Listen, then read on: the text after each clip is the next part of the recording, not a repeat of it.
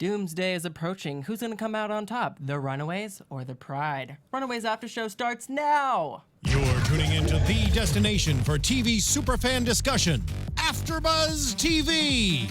And now, let the buzz begin!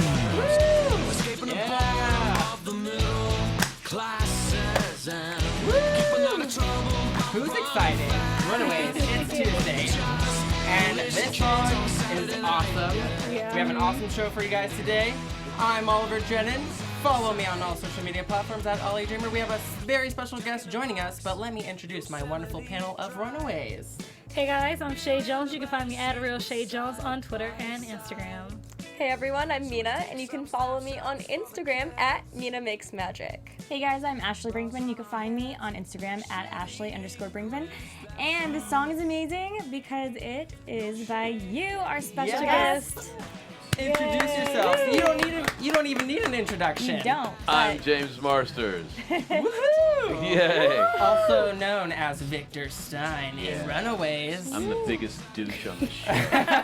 Yes. Before we jump into it, let's hear like a little bit about your song. Yeah. Yeah, this is off of Ghost of the Robot's new album called Pair of Bulls, as in pair of bulls. And it's our 5th album, and I think it's our best one. I've always wanted to be in a band where there's more than one lead singer and that we all do harmonies for each other's songs. You know, like, you know, the Beatles, where you don't know if it's John or Ringo, like who is singing, we don't really know. That's cool. kind of where we're at finally. We've been working towards that. Oh, it looks like you guys are having so much fun in like the music video I'm like seeing on screen. God. Yeah, one of us actually got hurt when we were there, right in that shot right there. He fell down, and he fell down. His head was on a rock. He was kind of out on that shot. God. We just decided Don't hurt he's yourself. okay now. It looks like you guys just kept going though. Yeah, we didn't realize he was hurt. Just kind of felt guilty He didn't about either that, until way later. He's like our lead People's guitarist. Buffy's brains are melting right now. I have to add that because it's like all over the chat. Yes. They love you, so yeah. Right on. Yes. They have very good taste. We just want to thank you so much for joining us today. We are so excited to have you. The fans in the chat are excited to have you guys. Make sure you're asking questions for James. We'll be happy to ask them for you. And congratulations on season 2. Oh my God, I'm so happy. I knew it was happening. How does it feel? It is the best experience I have had. Artistically, the best since Buffy. Wow. Like, they are letting me do the most heinously awful things on the show. Like, normally when a character is a lead, you know, like not a lead, but like a series regular, they're kind of careful about what they allow the character to do because they don't want the audience to turn off to the character. But like for Spike, he was supposed to die in 5 episodes, so they let him do heinous stuff. And with Victor, he was supposed to die too. It's the same thing. They let me just do the worst things to everybody, and then they decide not to kill me. Well, Yeah, so, but I'm in a box. So yeah, I'm down to mitochondria, so I'm hoping we get back with it. I don't think it's the last time we've seen of you. Like, you're coming Oh, back in no. some You're shape coming or back. form. We have to. It's James Marsters. You're an I want icon. to come out of the box like an improved Victor. I want to be like ripped, like Urkel season 5. I love it. Yeah. I love it.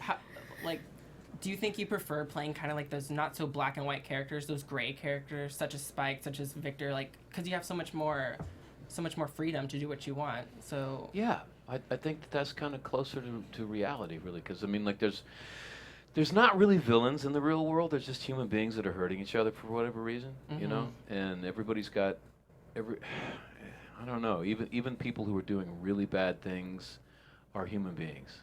And I think we all try to, you know, when we see someone that we don't like or someone who's really hurting other people, we tend to go, that's a monster. They're nothing like me, and we don't want to admit actually they kind of are. So I really like to play characters that maybe people want to judge, and then I try to, as an actor, try to convince them to stop judging, and maybe it's like, oh, that's a little bit like me. definitely. There's something strange about Victor. I don't know if you guys feel this way too, but you kind of want to hate him, but you just don't. Yeah. Like, I don't know what it is. There's something, like, it's kind of like the Chase character. He just wants his approval so badly, and as an audience member, you're like, I just can't not like you. I think on some level, I have so much fun when I'm acting. you know. And I think that when you watch someone have fun, you kind of like to keep watching, even if that person is having fun doing horrible things. What has been your most like memorable or fun moment while filming? Is there like a specific scene that you maybe using the fistigons? I was really proud of dealing with the rat, frankly, because we were behind on time, and the like, you know, I'm not used to like picking up a rat, you know, like that's not a normal thing. So, and the rat trainer was like, okay, all you got to do is like, don't be afraid. All you got to do is don't pause. Were you afraid of the rat? Well, I was afraid it was going to ruin the shot, and just getting the damn thing out of the cage because it's like holding on to the sides of the cage and like, get the rat. And so you just have to be really confident and pick it up and get it out really quickly. And I was very proud. I thought that was really great acting because I got the rat out. But I think my favorite scene was with Chase. Yeah. And it was that scene where I admit that I've got cancer. And it was, you know, television is really, it's a rush. There's a lot of pressure. You get about 2 takes, you know, to get it right. And the money's clicking away real fast. And it was just, so it's kind of a hurricane around you at all times. Everyone thinks that acting, like if you mess it up, you just get another take. Well, yes, but then they fire you, you know? And so... or they kill you off. Yeah, exactly. They put you in a box. You know? Which was the opposite for you. They're like, oh, we can't kill him off. But it was just a day where Chase and I were just there for each other. And we were just kind of each other's rock. He was really present for my coverage when they weren't really filming his face and they were filming just me. Wow, he was nice. really there for me, and I was really there for him. And we just bonded as actors. And just that kind of helps you love each other in a way, and that helped the scene. That's And awesome. That's yeah, and amazing. I just found out that Greg Sulkin he just brings it. He's just you know, like, if you're that pretty, you know, like, you're probably a dick, you know, like, Yeah. like, because the world just comes to you when you look like that. Everything just comes to you, and so the chances that you're really grounded kind of are low. But with Greg, it's like, I don't know how it happened, but he's just a totally normal, cool dude. Like, Yeah. like It's a you should have him on happy the surprise. show. Yeah, he's just a really kind and very passionate actor. Oh my gosh, we need him on this show. You gotta get him. Stat. Yeah. Can you call him and let him know that Chae needs him to Call him come right to the now. show? Call him Tell him right Chae now from on that faking show. it, and he'll remember. You want me to But call him right now on that show? I mean, maybe after. Okay. But I think for all of us, because I personally, I agree with Ashley. You wanted to hate Victor Stein, but you kind of couldn't because you realized there's more going on. He's not just a complete asshole to be a complete asshole. Yeah. And then watching the scenes with him and Chase and those soft moments, the dad he wanted and the dad you wanted to be, from the flashback when you first held him in your hands, it was like, damn good acting. Just like, I was so heartbroken and felt so much. Yeah, because I mean, I think that everything that Victor is doing on the show, he's doing for his son. I mean, he's trying to build a world that his son can grow up in. What Victor is trying to revolutionize energy production and transportation, and he knows that unless we get a handle on those 2 issues, the world is going to burn. And he doesn't really see anyone else trying, so he's cutting a lot of corners, but he's really doing it because his son needs a world to grow up in, and he's willing to kill people to do it. Yeah, And something that's awesome about the show is that you go in expecting, oh, these characters are going to be a certain way, they're going to have a certain archetype, but over the course of this first season, like, our viewpoints have changed so much about Victor, changed so much about Leslie, changed a lot about even the Runaways, and also Tina, absolutely Tina. We thought Tina had something to do with the death of Alice and Jean, who were Molly's parents.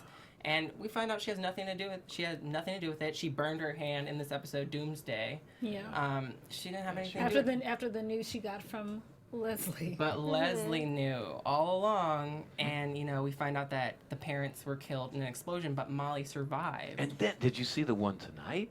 Yeah, Have but you we seen can't the talk about last that one? just yet. Oh, we can't? No, this is maybe at the very end. Because like we're doing like a live tweet party for it, and like I never read the script for the because I'm in a box, so why read it? And I'm trying to tweet, but I'm like I want to know what's happening, and then I found out. Oh, I can't even tell you what I found out because now I can't. So spoil was watching the episode for the first time. That was like the first time you knew what was going to happen. Yeah. Oh wow. So how was that for you? Because I think at least for me, I was cussing a lot. Like it was a lot of S-bombs popping because I'm just like, what am I seeing right now? Yeah, like what the fuck? Yeah. I have way too many questions. We can't even get into it right now. I have like way too many theories about the last episode. What were your initial thoughts on episode 9, Doomsday? I know you weren't in it, but I mean, the standout episode or part in the episode was when Gert totally stood up for the entire team, called out Eiffel, the mean girl. She said, "How about 5, you hateful bitch?" So that was awesome. It's so awesome seeing. I bowed down to Gert. Gert is I was just awesome character. Ariella, she's another one that we need in studio because she's killing it as Gert. Yes. She is going to be around for a long time. She's just effortless. She's just interesting. And I just, when Chase and Gert kissed, I was like, "Good job, son. That's a good choice." Yeah, I was proud of my son on that moment. Because everybody knows I'm a Chase and Gert shipper, so I was just like, yay! Thank you so much. Everyone Lauren. likes Chase a lot better because he chose Gert, right? Like, oh, that guy's cool. I was actually kind of shocked she's at amazing. how far they took their relationship so quickly. I mean, they're about to go they're war gonna with their die. parents. Come on, like I mean, if it's your last moments, go balls out. Pardon That's the true. pun. That's true. Yeah, like Pardon on the- Titanic, like the Titanic's Right. going down, they didn't go do it. Like They did. they did. You don't remember the I never game? saw the movie. You so- remember what? You never saw Titanic? No, it's like a point of pride for me because everyone else saw it. I'm like, "Okay, I never saw it." Spoiler, even they had did it it. in They did Okay, it. well, good for There's them. a handprint Yeah. and a lot of sweat, and he. Okay. Well, that makes sense. I like them better.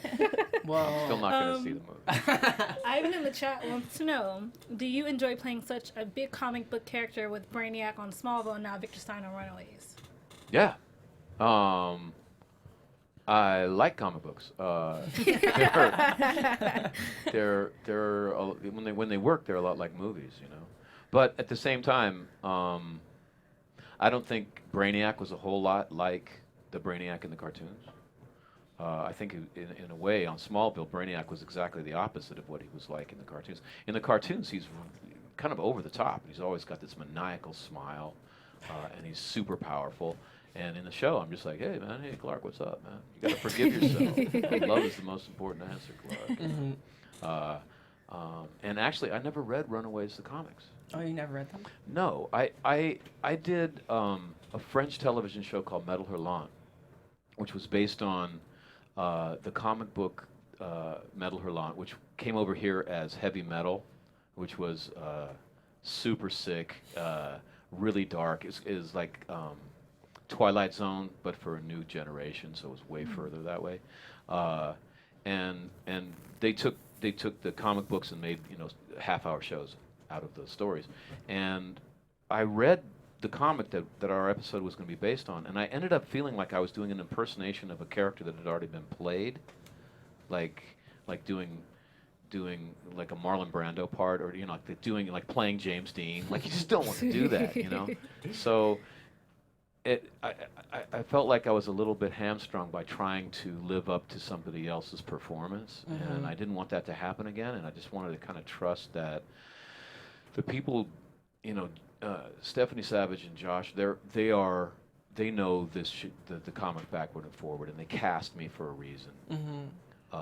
And I just trusted that if I'm going in the wrong direction, they'll pull me in the right direction. But I wanted to kind of be organic in how I was kind of responding to their scripts. And the weirdest thing happened, like, I scared them. I was so Victor Stein. Like we were filming the pilot, and in the pilot, we have our first kill, and we put this teenager in the box, and the light goes off, and we don't see if it worked. And so we're all getting coffee, and like the cast and the producers are kind of bring up the questions like, "Hey guys, what if the box doesn't work? Actually, what happens in the next episode? Like, You know, because I'm trying to fix this box. Maybe it doesn't work. Maybe we open it up and she's still there. What do we do then? And all the other pride are like, oh no, that's a really tough moral quandary. And I just go, well, we got to kill her. Of course we have to. We already decided to kill her. We're just gonna have to strangle her or stab her or something. Like we do have to follow through. And they were horrified, and the producers were horrified too. They're like, you are too much like Victor. Oh my God. And then dump her into the sea, and then eventually frame the kids. You know, you've been doing it for years. I mean, I didn't what the difference really Why was. stop now? Why does one bad stop you from doing other bad things?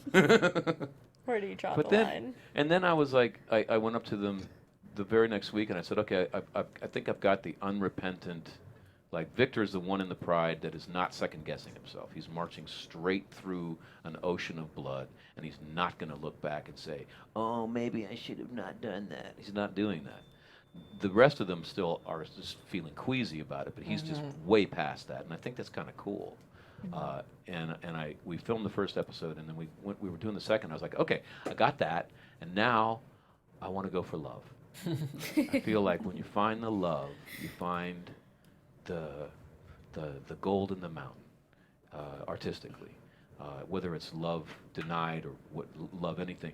And I think that the love that I have is for my son. And Josh was just like, are you reading ahead? Like, how are you getting the scripts? I went, no, this is just my instinct. He's like, man, I'm glad you're here. Well, that's really cool. It seems like you're really connecting to the character despite, his flaws. But like Angel Parker said, there's no villains. There's no, everyone has like a great component to themselves. We all have good and bad, and it just mixes up into this gray person that you are. Yeah. And so, what are your thoughts on kind of seeing the character of Frank and his strange motives? Is he going behind Leslie's back and he's trying to like join forces with like Jonah? So what were your thoughts on this whole shady Frank? Everyone was like down on Frank, and I'm like, well, we're pretty bad too, like Frank's just got, I don't know what's up with Frank, but Frank just wants something to do. He wants to be part of the in crowd. He did get fired, so he's trying to make himself useful. But this is great because Kip Pardue, who plays Frank, he used to be a lawyer, and he's like whip smart, but he's also super funny, and he just likes to give people shit, And so like now everyone's hating on Frank. And he's like, it's a show. The tables have turned. Yeah, but I mean, go ahead. No, go ahead. Well, I mean, knowing the show, we're going to find out something about Frank that's going to make it more understandable. Interesting. Yeah. Well, I was interested because you said you want to find love with your son, but what about Janet? Like, even though she did cheat on you, do you still love her? Like, does Victor Stein still love his wife? Oh yeah, very much. She's awesome. I mean, like she's a genius. Like she's a scientific genius. Yeah. I think that like when I was like injected with the Jonah juice and I was all high, I think that gave me a clarity about understanding that the reason that she had an affair was that I was horrible. Like I had a big part in that, and if I could stop being horrible, we probably have a chance. Yeah. But then I go insane. So. Do you think Victor is so horrible because he actually really cares deep down, like so much? Because he's mean, but with a purpose. Yeah. I mean. It almost feels like it's out of frustration. Well, because he expects more from them or something. The thing is that he's trying to save the world. That he's really like Elon Musk. Elon Musk is really on. He understands that this civilization is in trouble, and unless we fix energy production, unless we stop burning fossil fuels, we are gonna burn. And Victor is kind of like Elon Musk, but without a soul, or like just a little more ruthless than that.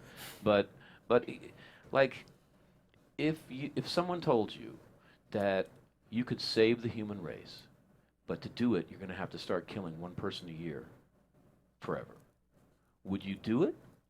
Or would you say, let the human race die? I want to live with my morals clean. But that's and like let everyone die. Like, which is the more moral choice? To Let go the ahead and world corrupt yourself? burn. that's Let utilitarian. it burn. That's Really? a utilitarian. Completely. That's No, a, I seriously, would no, say that's kill. that's a utilitarian question. 'Cause that's seriously. Either way, it's murder. Like, I mean, come on. I would stand by totally and kill watch one it. person a year to save the human race. And that's What what if- got Especially him for What into my if, kids. pride. what if each person, you're not specifying who the people are, what if each I don't person is think- closely linked to you? Would you kill your own blood, your own family, God, the people getting nearest much and harder. dearest to Too you much just now. to save But now we're complete getting more strangers? philosophical about it. Like, But it's I the would- future. Would you care more about the future than your loved ones in the present? I probably would have to. I would. I would probably. Yeah, because I mean, like, I think it's less moral to prioritize my own moral own moral cleanness above saving the whole race. Like, you know, if I have to go down as the biggest villain in the world, so be it. Let the others live. I mean, in a way, that's very heroic. Well, in the show, you picked up the fistigons, and so like the world might be ending now. What did you do? But then But he was on I was hashtag. on drugs. He was man. on I was hashtag on Jonah Jonah juice. Yeah, I was on Jonah Are you mad juice, at so, Janet for shooting you and kind of writing you off for the rest of the season? You know, how was That the hurt. How was the I- reuniting with Ever, who plays Janet? Are you guys cool now? Yeah. Yeah, Okay. I was mean to her. Oh, okay. Yeah, I mean, I was gonna kill our son. You That's know, true. There's blame on both sides. We do need Chase. You know. Gert needs Chase. You know, the Yeah. fans. We all Yeah. need Chase. But So. I will say something you said about Ever last week about playing Janet, how she seems weak, but she's so strong. And you, like you just said earlier, she's a scientific genius, and she went off on everybody, on Tina. I could have been Victor Stein, but I decided to be a wife, to be a mother, to manage him. Yeah. I took a different path. Yeah. So And then she needed to find solace in Robert in order to get through the abuse from Victor. Yeah. So, Yeah. so she's really strong to be able to go through that and to also, you know, be a good mom to Chase. So, do not ever underestimate Janet Stein. She is just as strong as Victor Stein. Yeah. So I'm so excited to see your journey, the rest of the prize, Janet's journey in the next season. So I'm just so excited. I feel like I wonder, do you think Victor will come back in the present, or do you think he's only going to make a comeback in different versions of the past because of the time machine that will be built because Well- of the warning from Chase from the future? I know that's a very No, the confusing way to frame the question. time machine is not a portal that people can pass through. It only can give you information from the future. nice. So you can't step into it and go back and see Edgar Allan Poe like on every other TV show in the world. It's it only can give you warnings of what might happen. So I think that Victor is going to come out of that box. But then time can still be manipulated. Mm-hmm. Even if you're not there, information is power. Yeah, seeing that Yeah. information, you got to take it upon yourself, or at least this is kind of what I'm predicting, in order to change that future, to change, you know, Chase from, you know, being like in jeopardy, and the LA being in jeopardy because we saw it crumbling. So maybe that's really cool. I think that's really cool what Runaways is doing, instead of actually having to go into the future or going back into the past. I like being able to stay in the present because we're so used to, like, you know, like Back to the Future and all that stuff. Yeah. So like I don't want any like time jumps or anything. Please That doesn't no. make sense, though. If you have a warning from the future, it means that there are multiple versions of reality that are existing. This is This comic is- book. this man. is- yeah, well, there's a lot. No. we can pretend this is Flash. No, like, I don't- Flash, I and we don't- have Earth 1, Earth 2. I don't mean that it's not realistic. I mean in terms of like this universe, like in terms of what is possible within this In realm. physics, there's many theories about this. And Yeah. one of the They theories show is that in Interstellar as well in that movie. yeah. Can you, like, even if you know, it may be impossible to change. Time may run like eddies and currents, and it may have its own force. And it's you not can change linear. around the edges, but you can't really change the big course of it. Some physicists say that that's true. Like you Of can course we don't change know. small details, you mean? Yeah, but you can't change the big events. They've already they're. What physics tells us is that that time is actually an illusion, and that it all is already happening. Like past, present, and future are all one thing. Mm-hmm. Like They're just constructs that we've created. yeah, like the time space continuum, so to speak, is like a loaf of bread, and you slice it up into moments. and our human perception can only perceive one moment at a time, but the loaf is always still there. That's actually, if I may infer, if anyone saw Arrival, that's. I was literally just Arrival. thinking of Really? that. It's the same That you can concept. communicate with. Yeah, I was literally just thinking That's that, such a Anthony. good That's so film. funny. Have you Yeah. seen I Arrival? have not seen it yet, so I need to. No. Same. Oh my gosh. Yeah, James, they mess with the same exact concept It's a there great in Arrival. movie. It's a brilliant film. Spoilers, yeah. kind of. Oh yeah. Sorry. But I did love what you said in episode 8 about time travel. About time travel isn't about the future; it is about the present in that moment and the beautifulness you find in it. Like seriously, it was one of my favorite things. And Renji in the chat, he said, "Knowledge is power, but absolute power corrupts absolutely." And if that statement is not true, ask us who our president is. I had to though. we were having a conversation before the show started about our president and stuff like that, politics and all that stuff. And video I had games. to add it because it was like- just it was a perfect lead. So thank you, Renji. Okay. I watch Rachel Maddow so that I'm informed about what's happening, because she can let me know what's happening. But she also makes me feel kind of empowered by it and not stepped down by it. And then I go video game, because okay, I did it. I went through that. think I had I enough. got what's happening at the White House, and now I'm just gonna try not to be depressed. Oh, But yeah, I could go on and on and on. Yeah. Yeah. Like my son is spending his year abroad, Aw. right? And one of the countries that he was going to be visiting for his senior year for college was South Korea. And I'm like, okay, dude, go to Mongolia, go to Russia, go to Japan. Don't go to Seoul right now. Because I'm like, we used to be worried about the madman in North Korea. I'm not worried about that madman right now. I'm worried about the madman over here. I mean, You know? Seriously. He went I think we anyway. can all attest. At least I am. I'm gonna speak for myself. Chae is. Yep, I agree. Yeah. I have no problem saying it. So Yeah. Speaking of your son, how does it do you incorporate your real life experiences into the role of Victor Stein, or is it? Yeah, it completely- helps a lot. I mean, like my son is just slightly older than Chase, so I've already gone through that part of my life with another man, with a young man, and so it feels very natural to me to have a son that age. Yeah, that helps a lot. And my son is awesome. how is it has he said anything? It's like, oh, you're so awesome, you're part of Marvel. Like, what is his thoughts on you being a part of Marvel? No, now? the only thing that he ever cared about really was Dragon Ball, which was the most horrible film. Like, he was Oh a my big Dragon Ball Z gosh. fan, right? The anime. you don't like the Yeah. movie? What? Maybe it's the just live me. action movie? Oh my Go- God. It's just me So then. bad. I have weird. It's just you. I have weird taste. I really don't care. I am proud. Yeah. We went. I Get remember at me. opening day. We went to the Cineplex, and I was wanting it to be like a full house because I had a 3-picture deal with 20th Century Fox, and it was going to make a lot of money. And I'm a Dragon Ball fan too. And I was denying how bad it was. Like you're in complete denial. And I'm like, just Lord, just give us 3/4 of a house on opening day. Let's just see something. And we walk, and my son, he's about 11 years old at this time, maybe 12, and he's excited because his dad is Piccolo. Wow. And he runs us, and I've got my daughter with me and my son, and he's running ahead, all excited, and he leads us into the room, and we get into the theater, and it's packed. It smells my- like BO and hot dogs. It's like heaven. And it's all like 17-year-olds and their little brothers. And I'm just like, hallelujah, hallelujah. And we sit down, and something in my head just goes, this is too good to be true. And I lean over to the 13-year-old next to me, and I go, hey, dude, let me ask you a question. Is this Dragon Ball? And he goes, what?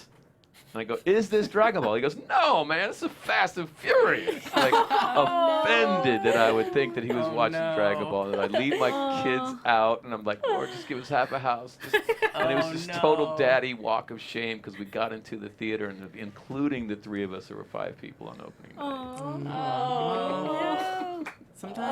Sometimes you have to go over those little hurdles to get to Oh, yeah. the goal. That's just life keeping you humble, man. Yeah. Well, somebody's like, Bose is like, no live action remake will be worse than Avatar: The Last Airbender.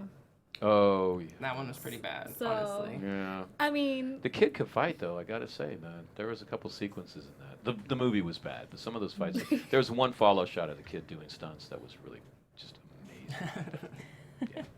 Well, speaking of your previous work, how is it like? How are your older fans of your work? How are they been receiving Runaways, and how have they been responding to it, and juggling new fans as well? Yeah, really well, because the show is also for parents. Yeah, absolutely. It's not just for kids. It's if you've had kids, because like the show is like making me kind of re-examine myself as a parent. Like, how have I cut moral corners to provide for my family? Like, I used to be a subversive theater producer in Chicago and Seattle. We were trying to divest the audience of lies that you get taught when you're a kid, like you could buy yourself identity, old people are boring, violence works, women can't fight back, gay people can't be heroes, all of these things that are just lies. And people get uncomfortable when you divest them of that. And as a subversive, it's not like you're trying to make people mad, but when they do get mad, it's working. And I was very proud of this. And I was poor, and I was sleeping in the back of the theater, and I was like this rebel artist. And then I had a son, and I realized that he didn't choose to be poor. And I came down, and I joined Hollywood, which is like the epicenter of consumerist culture. And I don't feel that guilty about it, but when my kids look at me, I'm sure they don't see a cool subversive artist. Like, at all.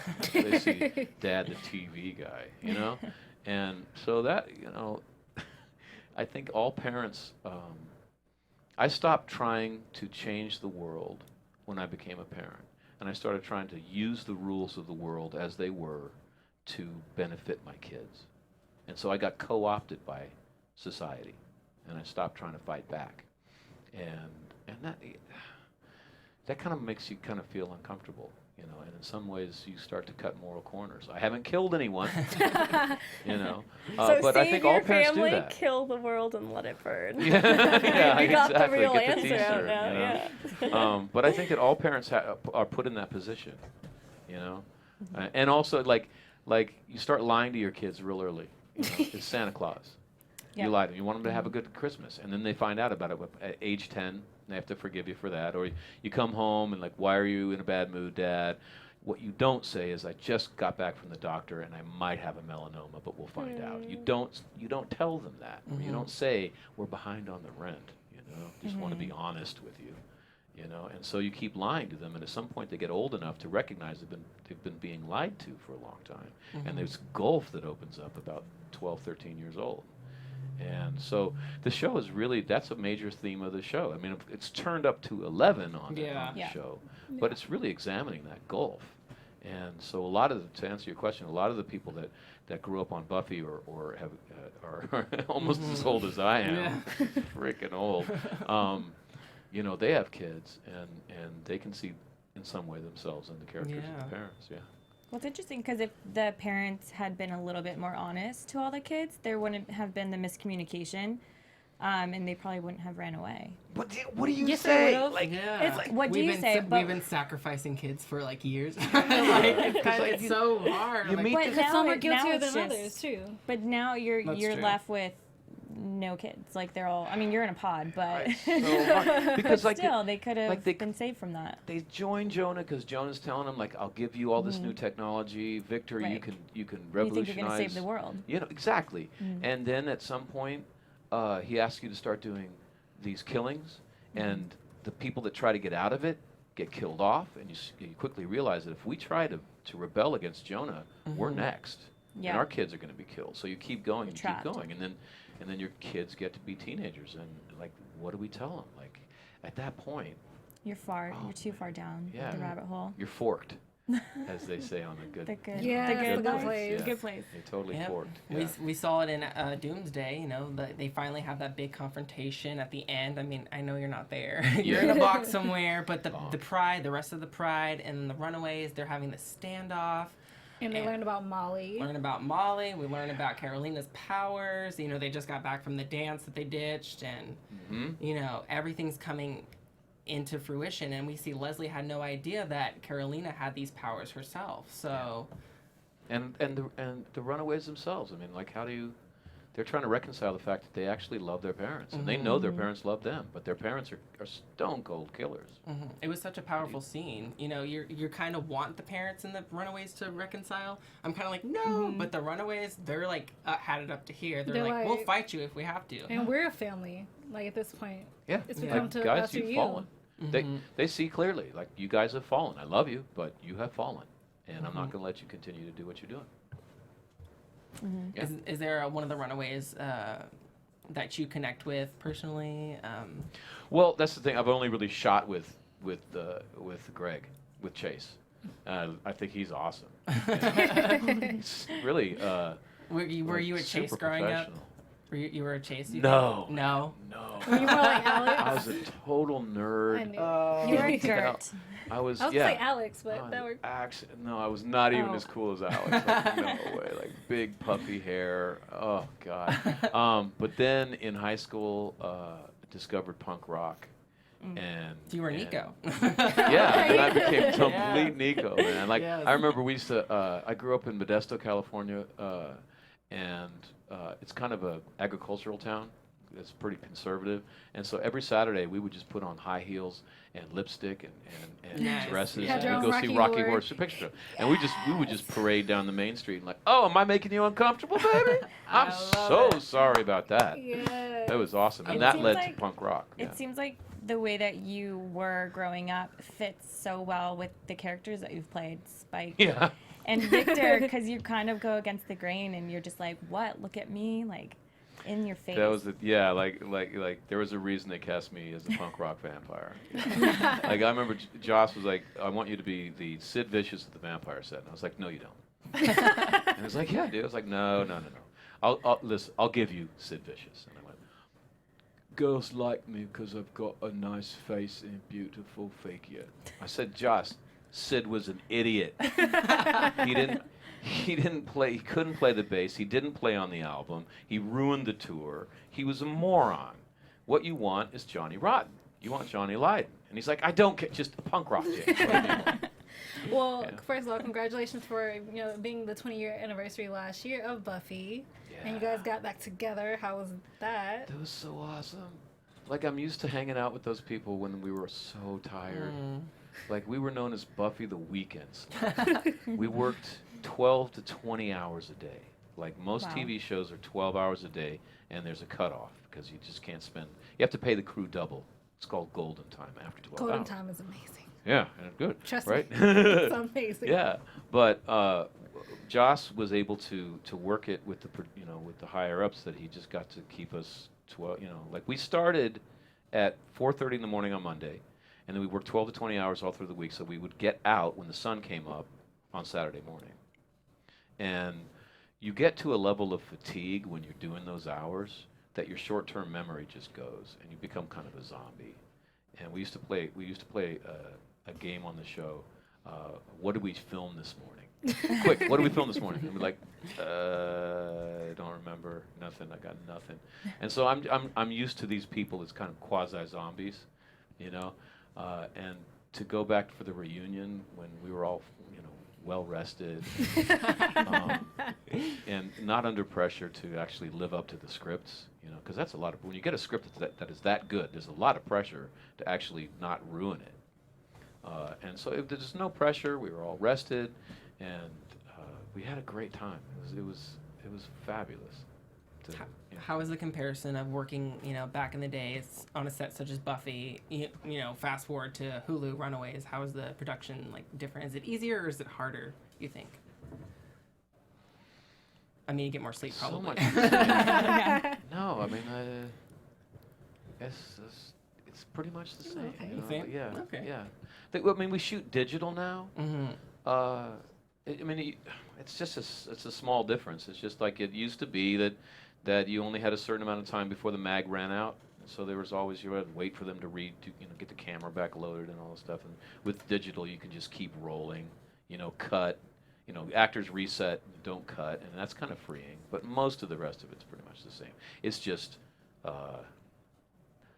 filming television is like this. It's like you have to have fun, but it's not if you're not having fun, it's not worth watching. So everyone's got to have fun, but there's so much pressure. It's like someone puts a gun to your head. Have fun. Right?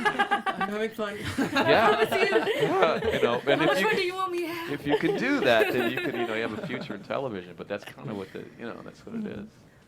Somebody in the chat wants to know how was it like reuniting with Charisma Carpenter on Supernatural, playing husband and wife? So embarrassing. I judged Charisma. I thought that she was like Cordelia. I thought I was a punk rocker, and I just thought she was like a cheerleader. She's such a good actor, and I was just like, I'm not going to talk to that woman. I'm never, and I just avoided her like the plague. I would walk away whenever I saw her. I'd be like, out. And we were backstage on Supernatural, and we were just like talking about our kids, and just after about an hour I just went, I'm so sorry. I've been judging you all these years. You're an absolute sweetheart. Oh my God. Oh my gosh. I feel so ashamed. She just laughed. And she was like, yeah, I wondered why you never really talked to me. Yeah. So that was humiliating. Yeah. Aww. What are your Buffy and Angel co-stars, think of you? Have they watched Runaways or anything? Are you going to try to get them casted on Runaways season 2? Convert them over. Well, I'm an actor, so I have no power at all. Like, I had a friend whose son is in the business and doing very well, and they said, if you ever have a child version of Chase, make sure we get our name in for our son. And I was like, no problem, I'm a television actor. And the truth was, when it came down to it, by the time I found out that there was a child's Chase, it had already been cast. They just gave me the script, and we were shooting the next day, and I have no power. I'm an actor. Yeah. But you're James Marsters. I stand on my tape, I say my lines, and I try to look cool. That's about it. Well, you're doing a really good job at it. Thank You really are. So we all look up to Well, you. We are so excited. When you have 500 people trying to make you look cool, you can relax. It's gonna be okay. So, are you really alive? Jasmine wants to know, are you really alive, or are you just chilling in the pod? Like, come on. Okay, my mitochondria is alive, and the mitochondria, there are little tiny beasties that live inside the cells and are responsible for energy generation. The So it's powerhouse, actually, yeah. Yeah, the powerhouse of the cell. So it's actually kind of tight writing that they would identify that as that would be the last thing. If you lose that, you got nothing, and that's okay. So I'm hoping that I come back, reinvigorated. But it's going to take a lot of science. So yeah, I mean, I'm hopeful. So you don't know anything about what's Jonah going to is a happen dick. at all. He is a That's dick, what we do but he's know. very sneaky, and he gets what he wants, and he said he wants Victor back. So He kind of has to, even though no spoilers because we have to talk about 10 in 10 minutes. He's losing some skin there, so yeah, we need Victor back. We have to build we need Victor's mind. I mean, but like you said, Janet could be smart, so maybe that's where her character can play into a little bit for season 2 as well. That's very true. But but we do need Victor. Exactly. Right. No, we do need Victor, Badly. but she could build the new pod that gets you out of Yes. it. Janet will do it. Chase will also do it She as well. won't replace you. Yeah. I'm not replacing you. I'm just saying, like, she could build it. Well, does and- anyone else think that Frank will be the sacrifice for Victor? Of course. I was thinking, I'm like, Jonah's not your friend, Frank. I agree. Run. Get out of there. Of Go with the kids. course. No, man. If you Frank's don't abs believe are that, so Frank's pretty, they're stupid. not going to kill him off. His abs. Oh, yeah. He's got a great body. Okay. We have not seen those abs yet, so maybe You season- have. Have He was we? like meditating. He was kind of trying to go right. all Oh, dark, yeah, He was laying down. looking all Brad Pitt. Did he fully Sorry. betray Carolina? Is that what happened? Well, he's His saying memory was wiped. He's saying he's going to do anything for Carolina. So the question is, what is Jonah telling him he needs to do that's going to protect Carolina? And so his mind works So around he's going to that. be being blackmailed in a way. Yeah, without knowing it. I also think Frank wants a power shift. He's sick of Leslie having all the power. That's her church, and like Frank doesn't have anything. And now Jonah comes into play, and Leslie's been, Yeah, he's an actor. He has no power. Yeah. Exactly. I love it. I love it. Comes full circle. Yeah, Exactly. circle. Yeah. Very good. Tight. We Yeah. bring things right around in this room, don't we, though? Yeah. Should we have quick predictions, or I mean, what do you think? I mean, Do you guys want to hear our predictions, or do you predictions for Victor. I would Oh, like to let's- hear Victor's predictions on Oh, season 2. yes. Yes, We wanna because hear what you apparently have you've to been say. predicting everything. Like In a up perfect until- world. In a perfect world, what does Victor do for season 2? Slightly putting Your him on the spot. AfterBuzz TV prediction. I think that Victor is going to side with Jonah. Oh. Like when he comes out, No. despite what he almost did to Chae. Okay, cool. You really But do you do. think he'll be not gonna- forced to do that? Is he doing it as like a front? It depends. If he still believes that Jonah is going to help him save the world, he is going to he's not going to let anything get in that way. So unless So- Victor finds out that he will kill your son, that could shift the Yeah. everything. Yeah, if Chase's life is on the line, definitely. If he finds out that Jonah's been lying and he's not going to be saving the world, then he will turn on Jonah in a heartbeat. Who do you think Jonah is, and what do you think Jonah wants?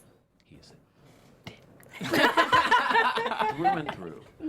I think that Jonah is an alien force. I don't think that he is born on Earth, and I think that he has a huge agenda that's probably, knowing the show, born of love. Really? Interesting. Well, Yeah, I think the writing's too good just to make him a mustache twirling Yeah. yeah. villain. I think one-note that there's villain. Once we find out what he's fighting for, we're gonna be like, oh damn it, man! And I do think- the same thing. Yeah. Do you think Jonah and Leslie are truly on the same team? Oh, I think that Leslie is having second thoughts. I Yeah, agree. we can. Yeah. We can attest to that for Yes, sure. we can. Who do you think holds more power? Because it seems like we're trying to be convinced that Jonah holds more power, but I have a strange theory that things will shift in Leslie's favor. I hope so. Maybe it's like the power of numbers. She needs everyone on her side. Yeah, because I don't Right. think that Jonah's saving the world. No. I think that he's completely lying about that. But it's interesting, like, why was he trying to destroy it? You know, he asked Carolina, you know, are they just trying to, like, get an escape pod from Maybe Earth? he knows that like, humans. grab Carolina and Leslie, we're out. Right? Something like that. Maybe he knows what humans are capable of, and humans always destroy things. Well, we're History has we've shown. seen So this. maybe I he has mean- to destroy humans to protect himself if he truly is an alien. Maybe he knows the future and like we Yeah, get out in space maybe. and blow his planet up. Like, oops. Maybe he knows Buzz Aldrin. Who knows? More likely Britney So Spears. many mysteries. Well, we're going to have to wrap up now. But thank you so much, James, for joining us. Yeah, man. Everyone in the chat is saying how funny you are, by the way. Yeah, they're right on. they're Loving you. loving. They're seriously loving you. Right on. They want you back for. We want you back for season 2. We want you back on that couch for season 2 as well. I think, I Absolutely. think that I will be back if you have me. I would love to. We appreciate it. And guys, we are doing a giveaway, but since you can't find out who wins until 15 minutes from now, he did sign this. So remember, give us a comment, 5 stars, and that's all I have to say. That's like spoiler city, right? You just find out everything that's going to happen later Yeah. on in the show. Well, I mean, this is volume 1. There are 5 Okay. volumes. But this is the full Okay. first run. So. This is Okay, Amy's so- diary right there. That'll just All the ruin the secrets. show Oh, for yeah. anybody who wants to get that prize. Yeah. Never be surprised again. So shall we say goodbye? Oh yeah, guys. Nico kissed Carolina, or Carolina kissed Nico. Amy is dead. We sorry we didn't talk about that, but obviously we had James here. So Like, kinda, why are we going to talk about it when we have James here? Yeah, we feel you. We feel why you said it though. But thank you. Okay. Yes. We will talk about that in our next after show. Yes. But let's say goodbye one last time, y'all. Hey guys, I'm Ashley Brinkman. You can find me at Ashley_Brinkman. Hey guys, I'm Mina, and you can find me on Instagram at Mina Makes Magic. Hey guys, Chae Jones. You can find me at @RealChae Jones, and of course on Snapchat, Love Chae Butter. Yes, guys, I'm Oliver Drennan. Follow me on all social media platforms at Ollie Dreamer. And James, where can we find you on social media? You can find me on Twitter at James Marsters of, and you can find me on James Marsters official Facebook. Yes. Yes. Thanks again for joining us. Congrats on season 2. We love you. Thank you for coming. Thank you so Thank much. you. I love you too. Thank You guys are awesome. Seriously. Thank You guys are you. awesome. See you guys soon for episode 10. Woo. From executive producers Maria Menounos, Kevin Undergaro, Phil Svitek, and the entire AfterBuzz TV staff, we would like to thank you for listening to the AfterBuzz TV network. To watch or listen to other after shows and post comments or questions, be sure to visit AfterBuzzTV.com. I'm Sir Richard Wentworth, and this has been a presentation of AfterBuzz TV. Buzz you later. The views expressed herein are those of the hosts only and do not necessarily reflect the views of AfterBuzz TV or its owners or principals.